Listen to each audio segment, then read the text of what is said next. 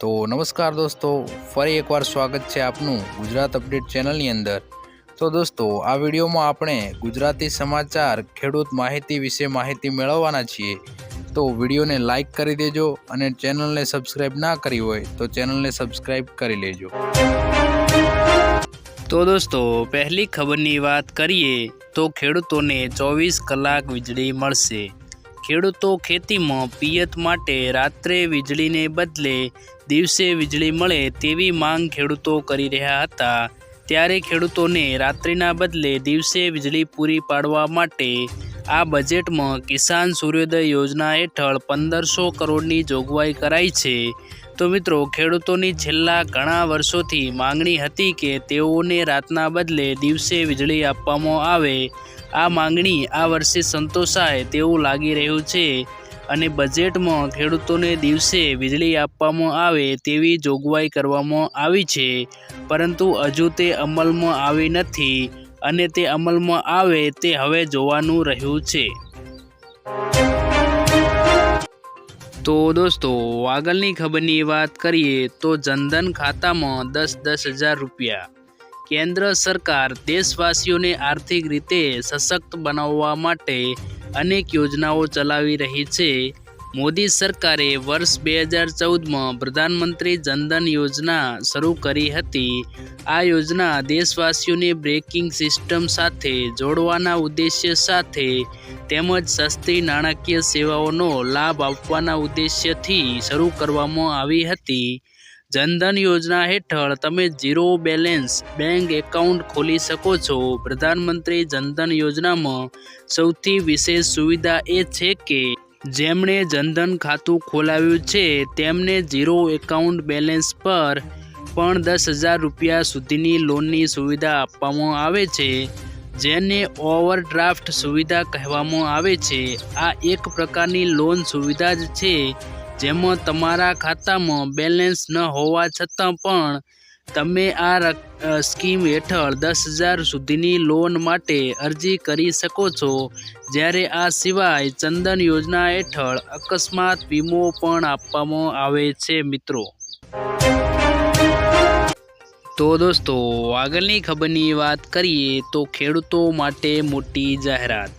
રાજ્યમાં લોકસભાની ચૂંટણી પહેલાં સરકાર ખેડૂતોને રવિ પાકના લઘુત્તમ ટેકાના ભાવમાં જંગી વધારાની વેટ આપી શકે છે। સૂત્રોના જણાવ્યા અનુસાર આગામી વર્ષ માટે ઘઉંના MSP 150 રૂપિયાથી વધીને 175 રૂપિયા થઈ શકે છે। લઘુત્તમ ટેકાના ભાવમાં 3% થી 10% વધારો કરવામાં આવી શકે છે। ઘઉંની MSP 2300 રૂપિયા સુધી થઈ શકે છે, જ્યારે હાલમાં ઘઉંની MSP 2125 રૂપિયા છે। મસૂરની MSP 10% સુધી વધારી શકાય છે।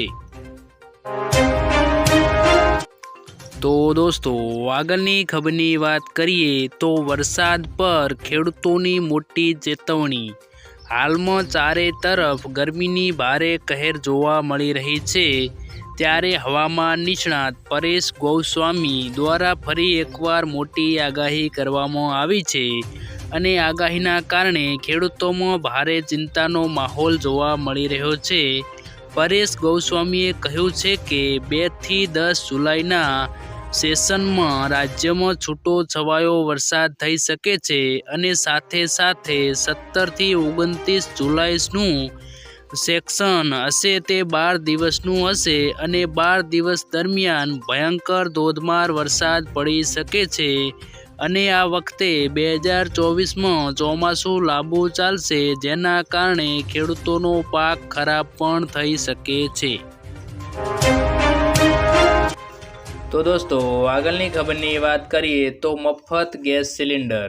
ઉજ્જવલા યોજનાને લઈને એક રાહતના સમાચાર સામે આવ્યા છે। મોદી સરકારે 75 લાખ નવા ગેસ કનેક્શન આપવાનો નિર્ણય કર્યો છે, જેથી જે લોકોને અગાઉ ફોર્મ ભર્યા હતા તેમને 5-5 કિલોના 2 સિલિન્ડર, 14.2 કિલોનો સિલિન્ડર, ગેસ ચૂલો, લાઇટર, રેગ્યુલેટર વગેરે સામાન આપવાનું શરૂ થઈ ગયું છે અને આ સાથે નવા ઉજ્જવલા યોજના માટે ફોર્મ ભરવાના પણ શરૂ થઈ ગયા છે।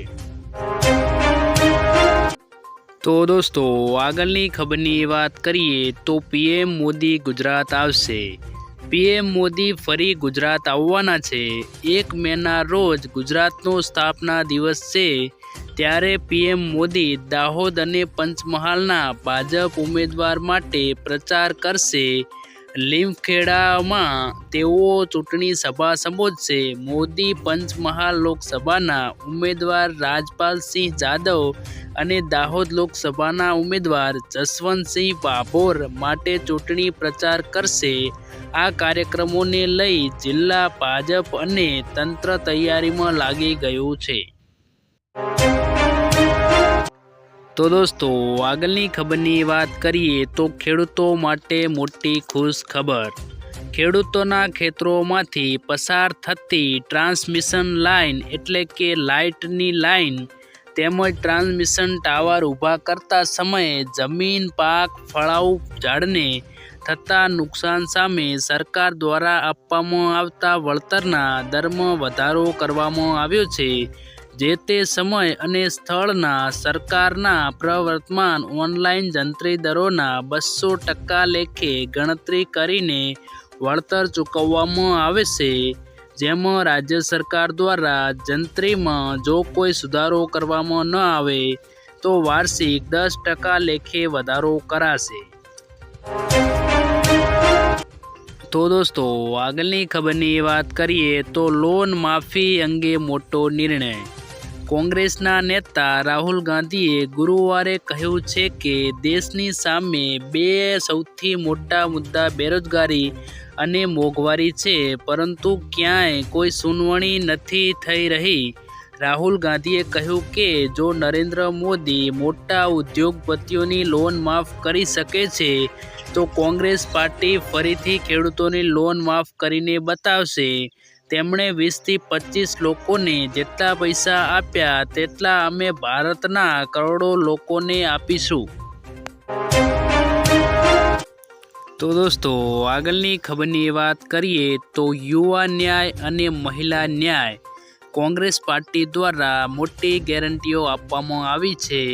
કોંગ્રેસ પાર્ટીએ યુવા ન્યાય હેઠળ જે 5 ગેરંટીની વાત કરીએ તેમાં 1 વર્ષ માટે એપ્રેન્ટિસ પ્રોગ્રામ હેઠળ યુવાનોને 30 લાખ સરકારી નોકરીઓ અને 1 લાખ રૂપિયા આપવાના વચનોનો સમાવેશ થાય છે.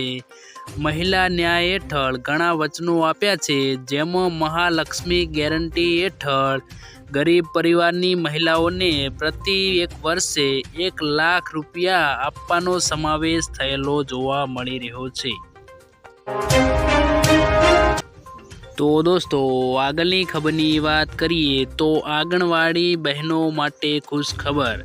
કોંગ્રેસના નેતા રાહુલ ગાંધીએ ફરી એકવાર રેલી સંબોધતા આંગણવાડી અને આશા વર્કરોના પગાર બમણા કરવાનું વચન આપ્યું હતું. તેમણે કહ્યું કે તમામ આંગણવાડી અને આશા વર્કરોની મહિલાઓ માટે જે આવક મળી રહી છે, ચૂંટણી પછી તેની બમણી કરવામાં આવશે. વધુમાં જણાવ્યું કે સરકાર બન્યા બાદ અમે 30 લાખ ખાલી પડેલી નોકરીઓ યુવાનોને સોંપીશું. તો દોસ્તો આગળની ખબરની વાત કરીએ તો ખેડૂતો માટે ખુશ ખબર. ઇફકોએ લિક્વિડ યુરિયા વિકસાવ્યું છે, જેને નેનો યુરિયા નામ આપવામાં આવ્યું છે. તે પાક માટે નાઇટ્રોજનની જરૂરિયાત પૂરી કરે છે. હવે આ નેનો યુરિયા પ્લસનું સુધારેલું સંસ્કરણ વિકસાવવામાં આવ્યું છે. નેનો યુરિયા પ્લસ વજન દ્વારા 16% નાઇટ્રોજન ધરાવે છે. આ પ્રોડક્ટ 1 મેથી માર્કેટમાં ઉપલબ્ધ થશે. તેની અડધી લીટર બોટલની કિંમત 225થી 240 રૂપિયા છે. સરકારે આના પર સબસિડી પણ આપવી પડતી નથી. આ અડધા લીટરની બોટલ 50 કિલોની યુરિયા બેગની સમકક્ષ કામ કરે છે. તો દોસ્તો આગળની ખબરની વાત કરીએ તો સુરતમાં મતદાન બંધ રહેશે. સુરતમાં કોંગ્રેસના ઉમેદવારનું ફોર્મ રદ થઈ ગયા બાદ અન્ય બીજા પક્ષના અને અપક્ષ ઉમેદવારોએ પણ પોતાનું ફોર્મ પાછું ખેંચી લીધું હતું. અને ભાજપના ઉમેદવાર મુકેશ દલાલને વિજેતા જાહેર કરી દેવામાં આવ્યા હતા. કોંગ્રેસના ઉમેદવારની ભૂલના કારણે પક્ષે આ બેઠક વિના લડાઈ ગુમાવી દીધી હતી. બીજેપીના મુકેશ દલાલ બિનહરીફ જીતશે તે નિશ્ચિત છે. હાલની સ્થિતિ મુજબ સુરતમાં 7મી મેના રોજ લોકસભાની ચૂંટણી માટે મતદાન થશે નહીં. તો દોસ્તો આગળની ખબરની વાત કરીએ તો ખેડૂતોને આ યોજનામાં પૈસા ડબલ મળશે. સરકાર દ્વારા ખેડૂતો માટે કિસાન વિકાસ પત્ર યોજના શરૂ કરી છે. ખેડૂતોએ આ યોજનામાં રોકાણ કરવાનું છે. આમાં ખેડૂતોને માત્ર ખાતરીપૂર્વકનું વળતર જ નહીં પરંતુ બમણા પૈસા પણ મળે છે. આ યોજના હેઠળ ખેડૂતોને રોકાણ પર 7% વ્યાજ મળશે. આવી સ્થિતિમાં ખેડૂતોના પૈસા જે 120 મહિનામાં ડબલ થઈ જતા હતા તે હવે 115 મહિનામાં ડબલ થઈ જશે. આ યોજનામાં લઘુત્તમ 1000 રૂપિયાનું રોકાણ કરવું પડશે. પોસ્ટ ઓફિસમાં જઈને ફોર્મ ભરવાનું રહેશે. તો દોસ્તો આગળની ખબરની વાત કરીએ તો દેવા માફી અંગે મોટો ફેસલો. કોંગ્રેસ સાંસદ રાહુલ ગાંધી દ્વારા દેવા માફીને લઈને સરકાર વિરુદ્ધ પ્રશ્નો કર્યા છે. મોદી સરકારને કહી દીધું છે કે દિવસ રાત ચૂંટણીની ખેતી કરનારા મોદીએ છેલ્લા 10 વર્ષમાં માત્ર ખેડૂતો સાથે છેતરપિંડી જ કરી છે. જેના કારણે દેશમાં દરરોજ 30 ખેડૂતો દેવાના કારણે જીવ ગુમાવી રહ્યા છે તેવું રાહુલ ગાંધી દ્વારા ટ્વિટર પર ટ્વીટ કરીને પોસ્ટ કરવામાં આવ્યું છે. આ વાતથી કહી શકાય કે જો રાજ્યમાં આવનારા સમયમાં કોંગ્રેસની સરકાર બનશે તો ખેડૂતો માટે દેવા માફીની જાહેરાત કરશે. અગાઉ પણ ચૂંટણી વખતે 2 લાખ સુધી દેવું માફ કરવાની કોંગ્રેસ પાર્ટીએ જાહેરાત કરી હતી. તો દોસ્તો આજના વિડીયોમાં આટલું જ. જો વિડીયો પસંદ આવ્યો હોય તો વિડીયોને લાઈક કરજો અને આવા ખેડૂત સમાચાર માટે આપણી આ ચેનલ ગુજરાત અપડેટ ચેનલને સબસ્ક્રાઈબ જરૂરથી કરી લેજો.